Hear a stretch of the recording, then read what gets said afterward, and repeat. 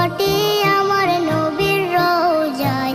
তোমরা যদি যাও গো মদিনায়, তোমরা যদি যাও গো মদিনায়। ইয়া রাসূলুল্লাহ, ইয়া হাবিবাল্লাহ, ইয়া রাসূলুল্লাহ,